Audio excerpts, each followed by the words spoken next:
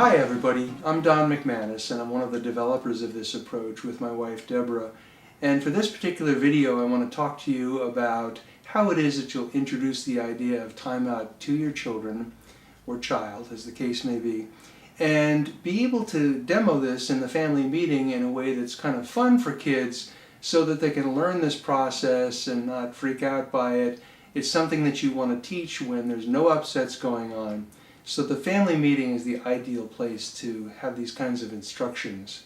The advantage of this procedure is that it's a very short kind of consequence so that you as a parent are more likely to use it, children are more likely to comply, and thirdly, it benefits children because they actually learn methods of handling their emotions in a very upsetting situation, which is they don't really want to go to the corner. They'd rather be playing, for example.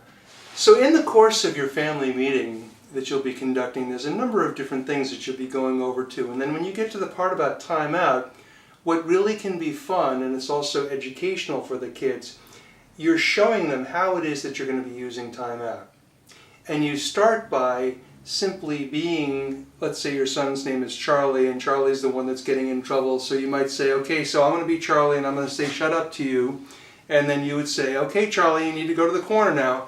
So then you, as the parent, playing like you're Charlie, you'll go to the corner and you will initially do all the things that Charlie might do if he's sort of resisting the timeout. So he might be kicking the wall, and he might be singing, and he might be turning around, and he might say, you know, can I come out now? Say, no, Charlie, your time starts over. Your time will start when you're doing your timeout appropriately or correctly.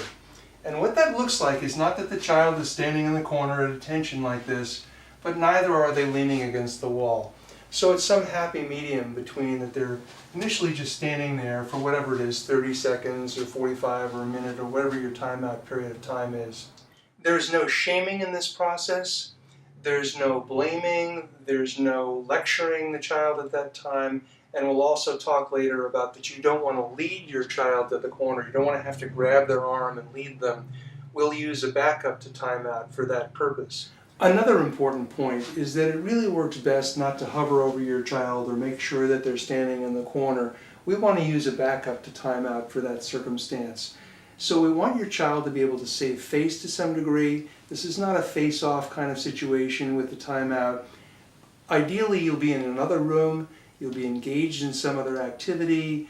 You will, with your typical parental third eye, be able to glance over and see when Charlie has started to comply with the timeout and say, okay, Charlie, your time is starting now because I see you're doing it correctly. So what you'll do at the end of this process with the timeout demo is you will show your child both the correct way to do the timeout after you've done the incorrect way, and then let them do it. We have kids who say, oh, I want to do it now, can I do it, and whatever. And so yes, you let them practice. It's so important to teach these kinds of skills when there's not emotional upset. So we really caution people from waiting until some misbehavior happens and then introduce timeout without the child having sort of forewarning and the practice of being able to see what it is that's expected of them. In the selection of whatever corners, you can have different corners in different parts of your house if you'd like. One of them can be in the living room, but we caution you against the use of any corner where there's lots of things to play with or obstructions. We're not trying to set kids up for failure because it's much harder to complete a timeout. So if you have corners that have obstructions and things like that, then what you want to do is choose a flat surface, like even a door or a flat surface on a wall for doing the timeout. It's also essential that you don't time out your child in front of friends because of the embarrassment and the shame factor. It also really helps if you have more than one child in your family to remove the other child from the room where the child's being timed out so that it's not fueling it with attention and humor and potential shaming and a bit of that sibling rivalry thing happening. So and after your child has completed their timeout, it's time for high fives and big hugs and massive appreciation for the fact that they're going along with your rules now and they're going along with the system. And that ties in also with the reinforcement star that we call timeout compliance that's on their star chart. This form of timeout that we've described and the holding procedure that we'll talk about in the next video should only be used in conjunction with the positive incentives that we described in our book, the STAR chart and the 5-to-1 ratio.